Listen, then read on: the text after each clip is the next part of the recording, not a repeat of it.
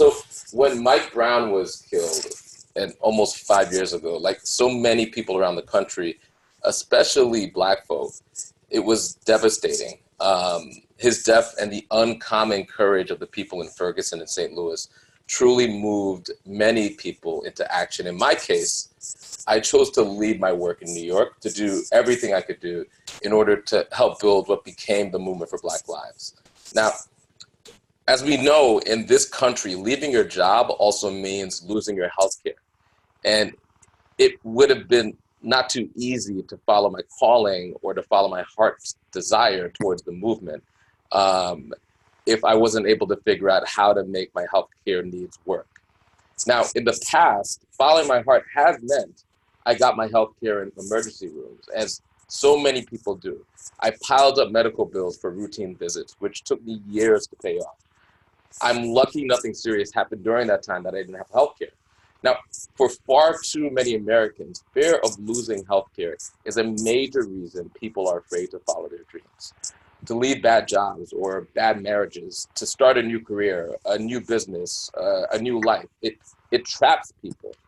Eventually, we'll all face illness. And your body doesn't care if you have a great employer or if you have a bad one, if you're in a union or not, or if you don't work at all. But the fight for healthcare has been an ongoing fight for almost a century. During the Depression, President Roosevelt, FDR, planned to include universal healthcare in the original New Deal. Lobbying groups representing hospitals and doctors defeated it. In the 1940s and 50s, much of the labor movement demanded national health insurance. Union leaders knew that if they succeeded in winning a benefit for their own members that wasn't available to most other people, it could become a weapon to divide and conquer. And they were aware that that would be a successful tactic for the bosses. So they fought for everyone. The two biggest steps forward, both incomplete, were Medicare, guaranteeing healthcare for seniors starting in the 1960s, and the Affordable Care Act, also known as Obamacare, which subsidized insurance for many working class people and ended some of the insurance industry's most abusive practices. But that old divide and conquer politics hasn't gone away. If you recall the famous quote, "Get your government hands off my Medicare." Now, some people found the humor in that statement, but there's something worth considering there. If you scratch a little bit deeper to understand the Tea Party subtext there, that to provide healthcare to someone else will come at the cost of what I already have, and it will be used for someone who doesn't look like me. It won't be surprising that in a dozen states that have still refused Medicare expansion, Republican administrations suggest the undeserving might benefit. And you could guess who they mean. Let me put it another way. One of the biggest barriers to universal social insurance programs is racism. Racial animosity, racial resentment, the fear of falling behind in a terrible racial hierarchy where there's winners and losers. Billionaire class politicians know what they're doing. When I was growing up, my mother was a nurse. She was a member of 11.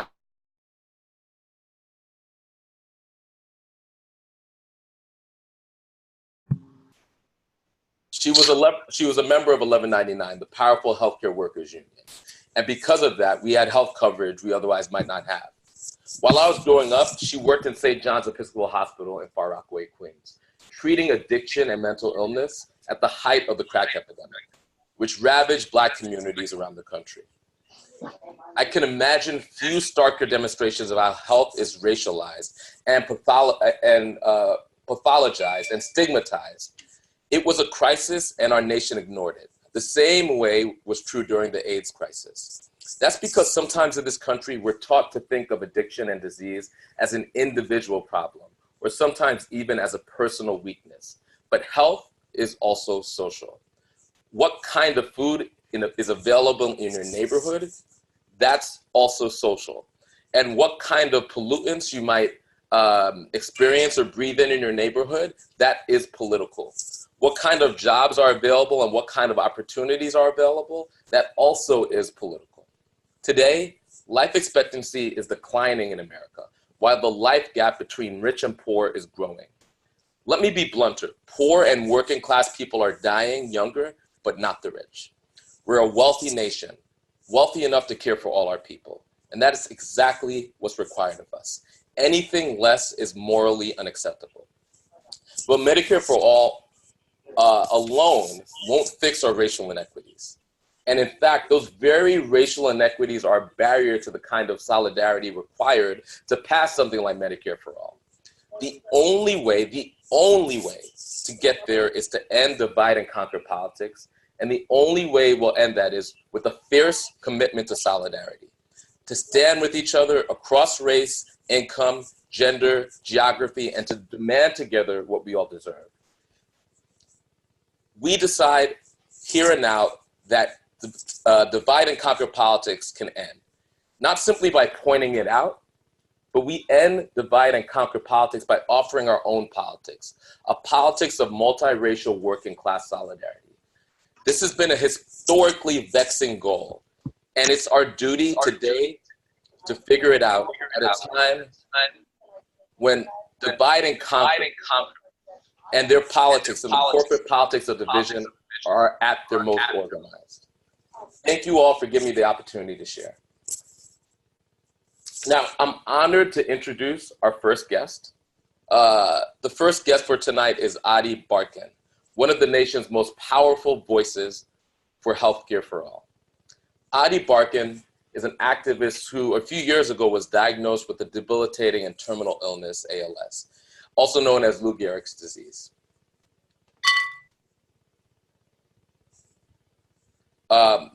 Since his diagnosis, he has gradually lost his voice, gradually lost his motor control, but he hasn't let it silence him. He has traveled the nation protesting the Republican tax law, protesting the Republican attacks on healthcare, and campaigning for healthcare for all. If you haven't heard him before, I want to let you know you're about to meet someone special. Over the last few months, Adi has lost his ability to speak.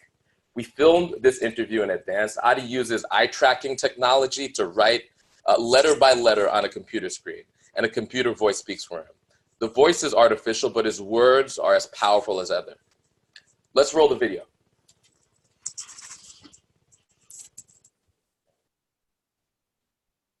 Adi, thanks so much for joining us for the WFP Assembly. Let's just get right into it. So after getting such a tragic diagnosis, Adi, it would have been easy, even understandable, to just retreat inward and spend your time with friends and family. What gave you the strength to devote so much of your time and energy and creativity to activism? Thanks very much for inviting me to join this assembly, Maurice. It is really wonderful having your leadership at the WFP, and I am proud to be in the struggle with you. I think I have 3 answers to your question. First, I very much did turn inward after my diagnosis. I took a 3 months leave from work, and even after I returned, I was much less active than before the diagnosis. I spent lots of good quality time with friends and family. It actually wasn't until December 2017, more than a year after my diagnosis and nearly a year into the Trump regime, that I first engaged in civil disobedience and then bumped into Jeff Flake on that airplane. Second, what gave me the strength to resist was that I had comrades and institutions there to help me do the work. The Center for Popular Democracy Action and the WFP and others made it easy to plug in and do high-impact resistance working in solidarity with others. There was a plan, there were supports in place. So I knew my time would be well spent. Third, in fighting back against Trump, I stumbled upon a little secret. Activism doesn't take energy, it creates energy, it energizes. Rather than sit at home and be angry at ALS, I was out in the streets making productive use of my time and my story. That made me feel alive and empowered and even liberated from my personal tragic circumstances, because I became part of something bigger than myself. Well, thank you, Adi. Thank you so much again for all your sacrifice, and thank you for that beautiful explanation of your journey. So I want to ask you another question, a little bit more recently you went to DC. And so what was it like to travel to Washington recently to give testimony at the congressional hearing for Medicare for All? It was a great trip. Never before in my life had people written articles previewing a speech I was going to give, so I definitely felt that it was worth the effort. It certainly took a major effort. I needed 2 aides to travel with me, and even though we splurged on business class seats, it was a painful and very uncomfortable flight. But when I was on Capitol Hill, I felt surrounded by comrades and allies. It really feels like we were making progress that week, advancing the argument that America needs and deserves a single-payer healthcare system. And it was so fun to get to see and strategize with many of my heroes, like AOC, and Bernie, and Elizabeth Warren, and Ilhan Omar. Even John Lewis came by to say hello, which kinda left me speechless. That had to be an amazing experience. And I, like many others, watched your testimony and was just really proud to call you a friend and a comrade. So thank you for that. Thank you for your for all the uncomfortability and sacrifice it took to get from your home to DC. I know that there were thousands and thousands of people rooting you on. So just again, thank you. Another question, and we're almost done. What's something unexpected these last few years that an unexpected lesson about democracy, about activism, about celebrity, or just anything else?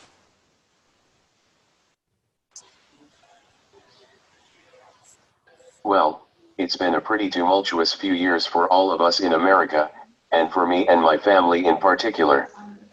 Rachel gave birth to our son Carl in May of 2016, and our personal world really felt perfect. Then I was diagnosed with ALS in October and Donald Trump was elected in November. And then the next year, folks all around the country built up a powerful resistance and I suddenly gained a prominent voice within that movement. So, basically, everything about these last few years has been unexpected for me. And what I have learned, I suppose, is that we don't know what tomorrow will bring. The best we can do is to struggle together, today, in sisterhood and brotherhood, and with a generosity of spirit towards each other and the work. We are privileged to be here right now, and we shouldn't let the opportunity go to waste. Thank you so much for those words. Thank you so much for those lessons. That just hit me really hard. I think I needed to hear that right now. So Adi, again, I don't want to take up too much of your precious time, and I just want to, on behalf of the Working Families Party, on behalf of the movement, I want to thank you for everything that you're doing at this stage of your life, contributing to the movement and making us all stronger. So what we like to do, we ask this question at the end of all of our featured guest interviews. And so I'd like to leave with one question, Adi. Will you join us as a member of the Working Families Party? Maurice, I am proud to say that I have been a sustaining $20 a month member of the party for about 8 years now. I can't imagine a better way to invest in the future for my son Carl and his whole generation. Right on. Thank you. Thanks so much, brother, and God bless.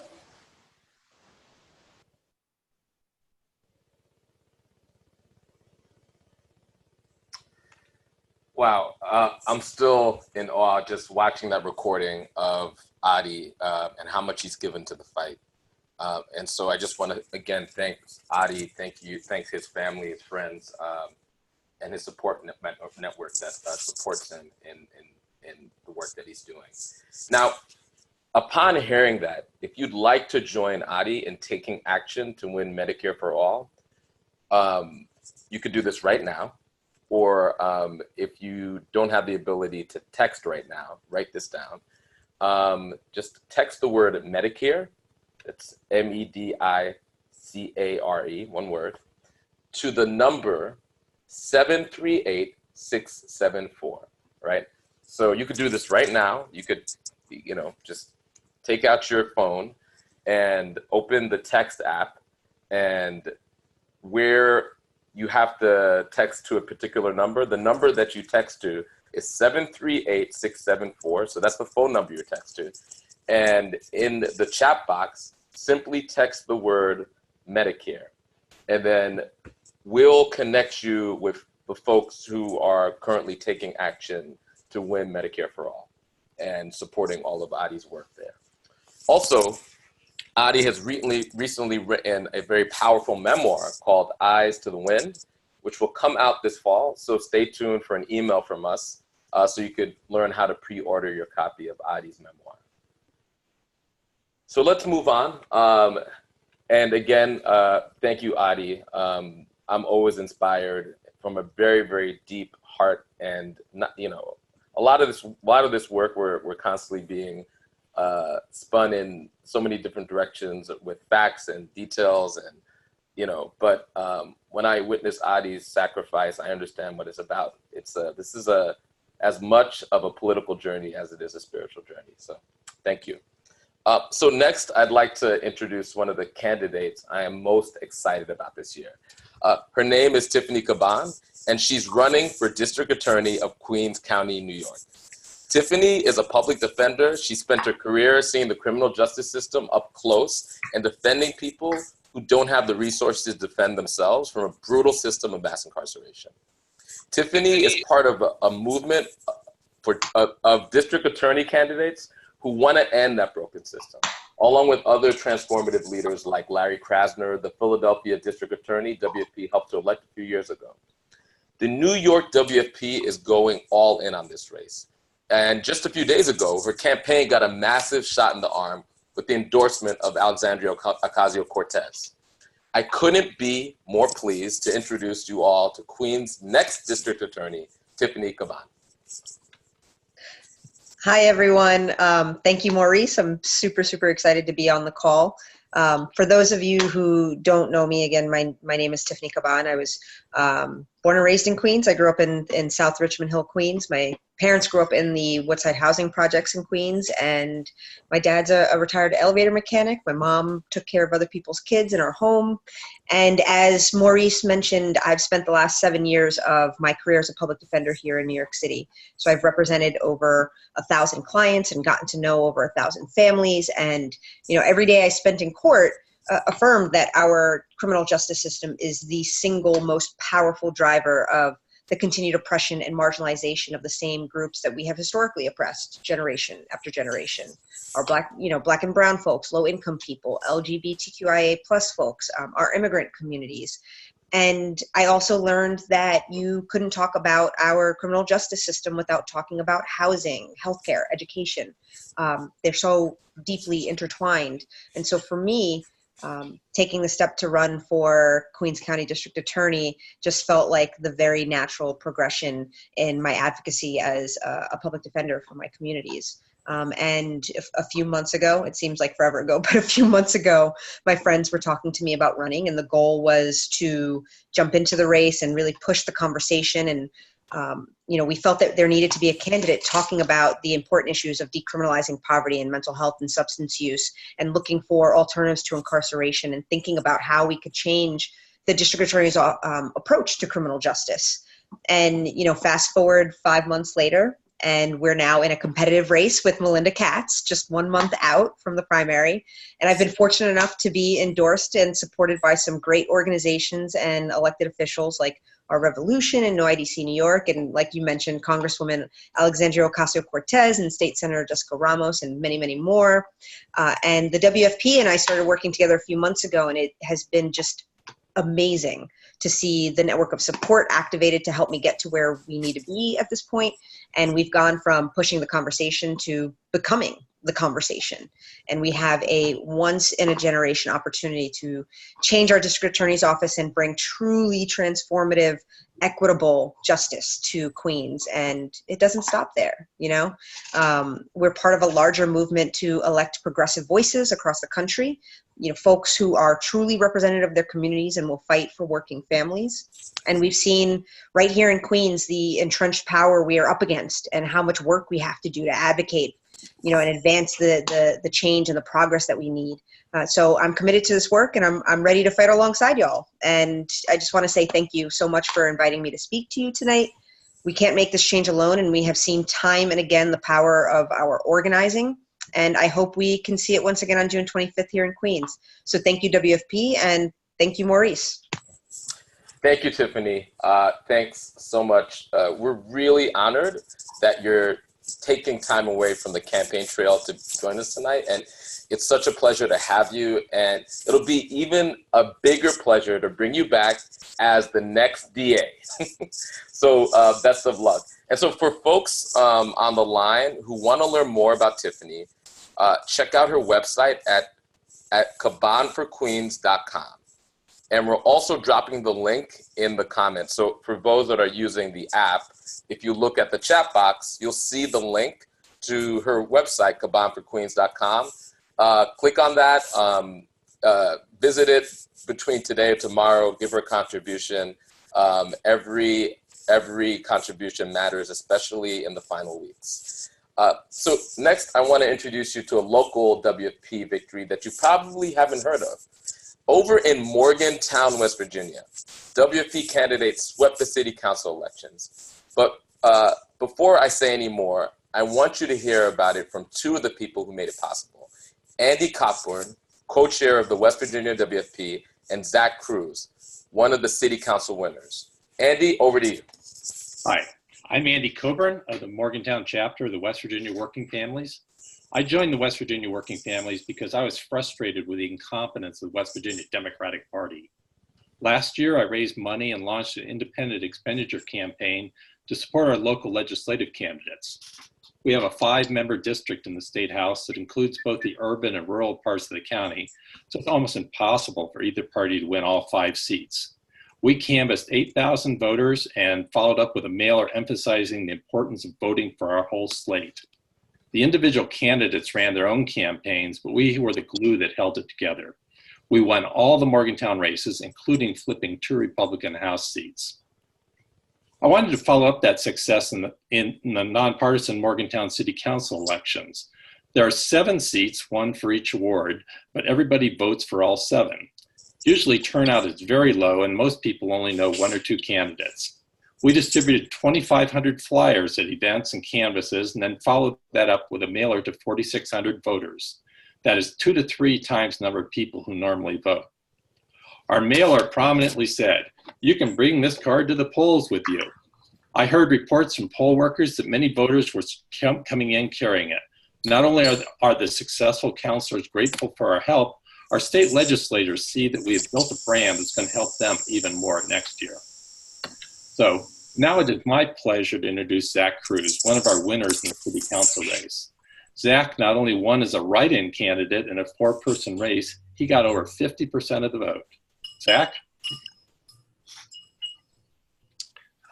Thanks, Andy. And thanks everyone tuning in on Working Families tonight. Our race isn't one that I would describe as the typical campaign. Politics and city government isn't my background in any way. Primarily, I'm a father. Me and my girlfriend are in the process of adopting a 16-year-old, and we're also foster parents. We're currently fostering a 2-year-old. I'm an archaeologist by trade. This isn't my background. I've learned everything I know about city government and city elections kind of as I've gone. In less than 24 hours, I went from being initially asked to run for office to declaring as a write-in candidate for Morgantown City Council after our current representative declared abruptly and without warning that he was moving to Canada and would no longer continue to run. We had about a month from the date we actually filed till election day. That was a month to develop all of our basic campaign infrastructure, familiarize myself with the significant issues facing the city, develop policy, develop talking points, and then actually run the campaign. While I was known within our small progressive circle, I was largely an unknown name for the majority of the city voters. I know the Working Family Party efforts were crucial in putting my name out there to voters, and when you're running a write-in campaign, getting your name out there really is everything. I ran with the message that I would serve as a counselor who would work to facilitate greater public involvement in the municipal process. I may be the face that you see on council, but it's the voice of the constituents and the values of working families that I believe in and that I'll represent as a member of our city council. As Andy mentioned, not only did we win the election, we actually received 51% of the votes in a race that had a total of 4 separate candidates. It's also the first time a write-in candidate has ever won a Morgantown city election. We saw countless voters carry that WFP mailer into the polls with them, and I know it was through our combined efforts that we really achieved this victory. Wow. Well, thank you so much. Thanks, Zach, and also thanks, Andy. And just a really, truly incredible victory. And so those last two guests, they tell you something about the party we're building. We're a party that could run hard on our values. We could compete and win and make change anywhere in this nation, whether it's Queens or West Virginia. So Appalachia and the tri-state area, or any place where working people are not getting what they deserve. And that's everywhere. So right-wing politicians try to divide us, but the truth is, whether you're black, brown, or white, most of us want the same thing: a nation where we can thrive, not just survive, where we can leave a better world for the next generation, and where all of us are in control of our lives, not just a wealthy few. And there's no one coming to save us but us. The corporations and billionaires that fund the right don't want us to succeed. And to be honest, the centers of power in the Democratic Party don't want us to succeed either. At the WFP, we depend on each other. We depend on your smarts, your creativity, your time, your passion, your resources, your money. And that's why I'm going to remind you to sign up as a WFP member. If you've never officially joined and paid dues, it's very, very simple. Again, all you need is your cell phone. You could become a member right now by picking up your cell phone, by opening up the text app, by typing in the number 738674. So texting the number 738674 and texting in the text box the word member. That's it. Just the word member to the number 738674. It'll take you directly to a page where you could sign up with your dues. Or if you're on your computer right now, you could just click on the link that's posted in the chat on the right side, and you'll get your WFP membership card in about a week. If you're joining right now, please say so in the chat window. And if you're already a member, we just want you to bump it and shout it loud. So anybody who has the app and you could join the chat, if you plan on joining right now, please just say something to let us know in the chat window. You know, I'm a $10 monthly sustainer, as many people are, and so it's as easy as just putting 10 on it. So just say I got 10 on it in that chat window. We'll know what you mean. And if you already are a sustainer, let us know, right? Wave your WFP flag, wave it proudly. Let people know that you're a member and why that matters. So we'll just give a little bit time for people who want to just join right now, who want to text the word member to 738674. Go ahead and do that. So again, thank you. So on the topic of membership, every month we introduce a new WFP member. And this month, I want to introduce you to a new member in Oregon, Julio Castilleja. Julio, welcome to the party. Thank you. My name's showing up as Olivia, but it's Julio Castilleja. As you said, I am currently living in Portland, Oregon. I'm originally from McAllen, Texas, which is deep south on the southern border, about 10 minutes from Mexico. My family and I moved to Morgan in about 2004. I consider myself a native Oregonian, but a Texan at heart. For the last 20 years, I've been a small business owner and an entrepreneur here in the state. And after the 2016 election, I knew that I just couldn't sit on the sidelines anymore and not participate and do my best to make a difference. I'm currently a precinct committee person with Multnomah County Democrats and a delegate to the State Central Committee Party for the Democratic Party of Oregon. I do a lot of volunteering with different organizations involved in civic or engagement here in our area. And the reason I joined Working Families Party was because I actually love the people, and I love the angle that you guys come from. And I think that you all have the greatest potential to really reach the middle ground and really get the opportunity to get those non-affiliated voters more excited and more involved in civic engagement and politics. And that's kind of my background. That's why I'm here, and definitely really happy to be a part of this team. Thanks so much, Julio, and welcome. Welcome. Thank you. Yeah, for sure, bro.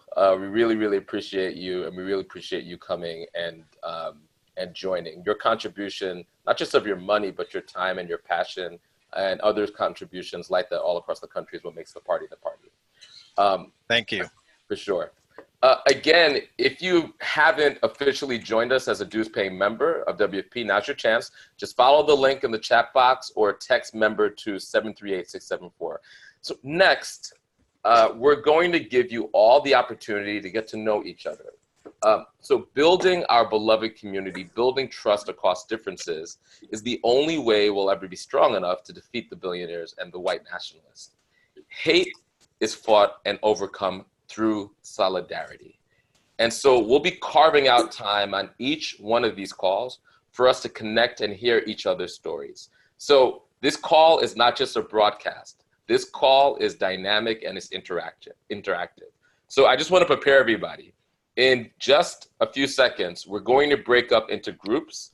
And so we'll be in small groups together, folks on the phone, as well as folks on the app. And we'll be talking to each other. We'll be in small little chat groups. So this is an opportunity to get to know one another. You'll be in a group with likely a number of strangers.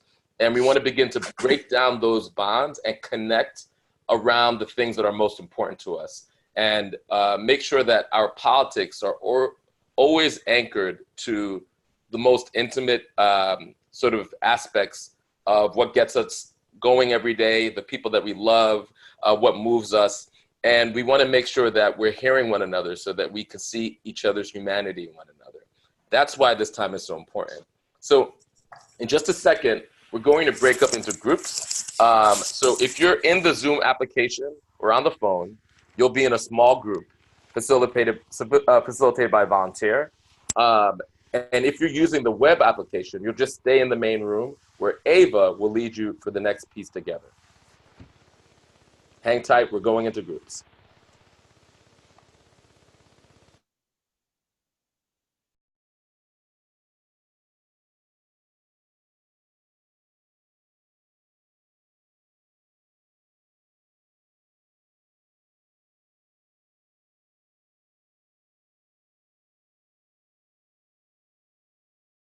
Hello, team. Can folks hear me? Yes, I can. I got lucky. I'm with Ava. Thank God. I got lucky. I'm with Dylan. Yeah, so as Maurice said and Dylan just said, my name is Ava. I'm from San Francisco, but I'm coming to you from Brooklyn, New York. And I'm going to be leading this breakout group. So as Maurice said, we do breakout groups so that we can come together and create community, even though we're all obviously spread out way across the country. Yeah, it's something that I really like about the WFP is that we prioritize time to hear each other's stories. And so, yeah, in this space, anyone who wants to can share what resonated for them from what we've heard so far, how it relates to their own life, how it relates to their own organizing, and maybe what they want to bring back to their own community. It's pretty open. So I just want to say real quick some norms for conversation, to ensure that this space is one where everyone is welcome. Please be sure to use I statements. Try to speak from your heart rather than your head. We do a lot of that all day already at work. Avoid giving advice or instruction. And we just would appreciate if you'd be mindful of time. We only have 10 minutes. So one of the things that struck me particularly that I'm really sitting with coming off of Maurice's, what he said at the beginning of the call was just how much each of our lives are really impacted by the lack of financial security or the lack of a strong safety net. in this country. He said that, you know, he racked up thousands and thousands of dollars of debt because he chose to go quit his job and move to Ferguson to support the movement on the ground there after Mike Brown's shooting. And that was like a really bold, scary choice of him to make, and one that I think a lot of people wouldn't have made because of the lack of something like Medicare for all, or the lack of things like that. And like, I guess it's something that's particularly sitting with me today, admittedly, because I'm working on Tiffany Caban's campaign here in New York. And Tiffany had to go off of her health insurance to run this campaign. And she's sick right now. She's like really ill. She had to take a couple of days off of the campaign to be able to recover. And she's trying to figure out a doctor to go to CityMD. Even something like CityMD is really like painful and expensive to go to if you're uninsured.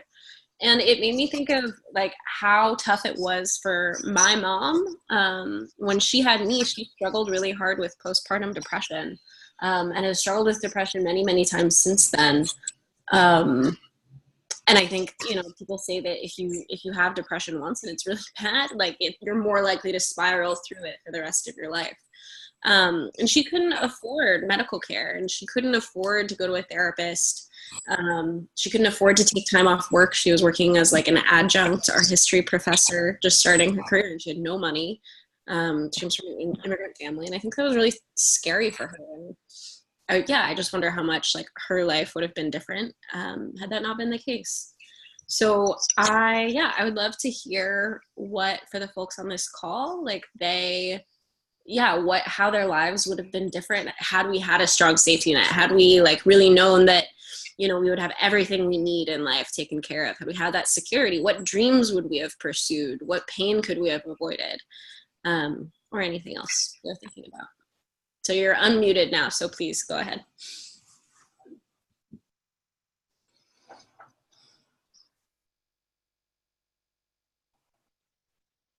I'll take a moment to just share something that, you know, I'm, you know, struggling with now, which is the fact that, you know, there's just this insane process of, you know, medical costs, and it sometimes doesn't even matter, you know, if you're insured. Thankfully, I'm privileged enough and lucky enough to be able to have, you know, health insurance coverage through working here at Working Families. But, you know, even then, you know, I got the flu this last December over the holiday break, and needed to end up, you know, visiting with my partner's family, and needed to visit a hospital room, which practices something that's becoming more and more common and sometimes more and more illegal, called balance billing. So even when, you know, sometimes medical costs are, you know, billed to insurance, if you know, sometimes medical practitioners that aren't as above board don't get as much money as they want, they can come after you for thousands of dollars. And I just think that that's something that's disgusting and hurtful. And, you know, I'm, you know, again, like I said, you know, privileged and lucky enough that, like, I could potentially, you know, I'm fighting this, but I could reach out to, you know, ask for help and resources that other people just don't have. So it's just insane that we have such a system that makes you question whether or not, you know, you can take your child to the doctor, like, you know, have that second thought, you know, about, well, is their fever high enough to warrant, you know, a potentially very expensive trip to the emergency room, or, you know, like surprisingly expensive trip. It's just, we shouldn't have to live in that fear. And that's the only thing that I'll share.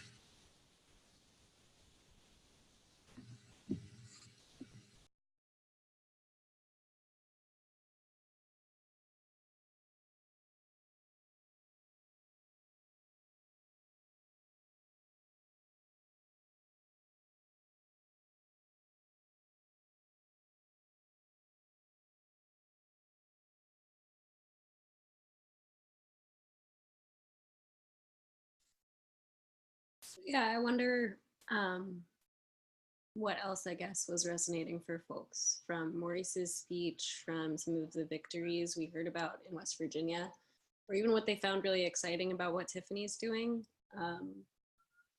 I could not be more excited to be working on her campaign and to, you know, have the support of the WFP. I'll share something personal, which is that, like, you know, a lot of young folks like myself really want to be able to work on campaigns. And I feel like because I'm at the WFP, I can have this privilege of working at campaigns and not losing my health insurance.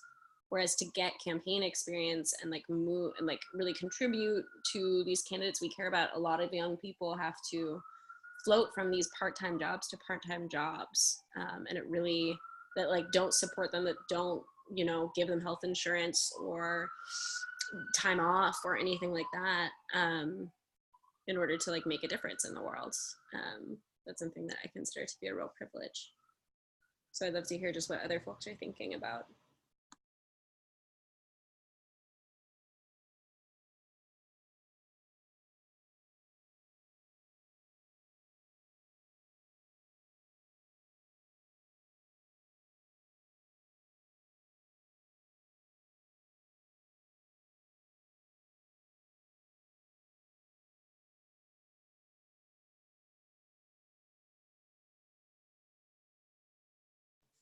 And I guess I'll say for anyone who's on the phone, you just have to press *6 to unmute yourself.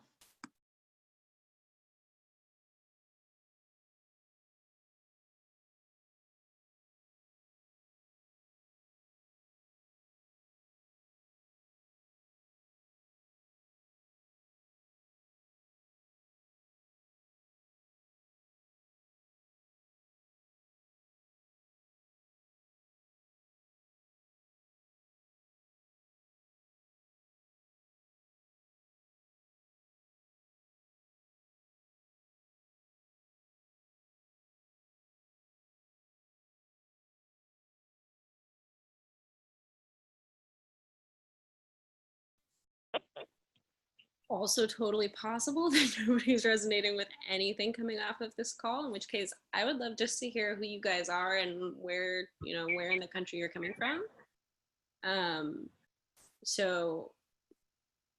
I see that Kelly is unmuted and that Lauren is unmuted. Do either of you want to introduce yourself? Maybe what brought you to the WFP?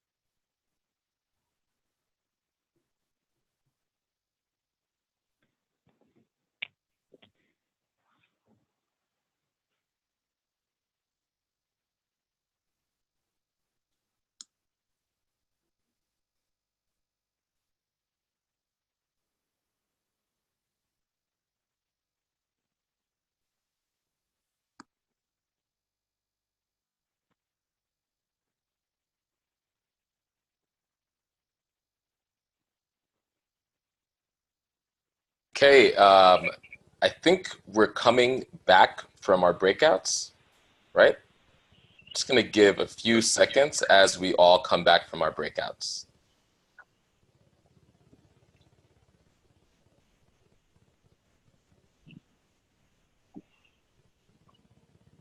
I for one, I was really inspired to hear the stories of other folks. It seems like almost every single person, regardless of where you're from, what your gender is, what your race is, what your particular life story is. Seems like everybody has a experience and a semi-traumatic, stressful, anxiety-laden experience with our healthcare system. And it was really great to hear from folks like June and Jeremy, and I was right about to hear Joel, but in the final seconds, we went back to the full group. But just really appreciate just the richness of that conversation and getting to know folks from all over the country who have this common experience that we're wrestling with. So thank you. So we're almost at the end of our time together tonight. And so I just want to thank everybody, every single one of you for joining. This was only the second ever WFP Assembly. So look out for a survey to ask what you thought about this call and how we can make it better. This is your community. This is your forum. So we're going to take all of your feedback very seriously and begin to shift and change this experience so that is adapted to this community. So please, immediately, once you get that survey, please respond to it. You could submit all types of ideas for topics and guests. So if you want us to invite a particular person to be a featured speaker, please make that known. If you think that there's a particular theme or topic that you'd like us to dig in on, please make that known. The WFP Assembly is going to happen every month on the last Sunday of the month. So mark Sunday, June 30th on your calendars right now. At the same time, 5 p.m. Pacific, 8 p.m. Eastern. And I hope you come back and bring a friend and another friend and another friend. In fact, in your chat box, if you plan on coming back on June 30th and inviting somebody else, please make that known, right? This is how we build community. This is how we organize, right? We collectively do this together. Now, I want to close with something that I'm borrowing from the Movement for Black Lives. In just a moment, we're going to unmute everyone's line. Not yet, just a moment. And so we want to hear at the end, we want to hear this cacophony. We want to hear everyone say goodnight together. It can feel very powerful, hundreds of voices rising in symphony. So get ready to say goodnight together. Say whatever you want to say, whatever positive affirmation. We'll unmute all the lines for a few moments, and then the call is over. So we're unmuting in 3, 2, 1. Good night, everybody. Good night. Power to all the people. All love, solidarity. Power to the people. Power to the Se puede. All we are. Sí se puede.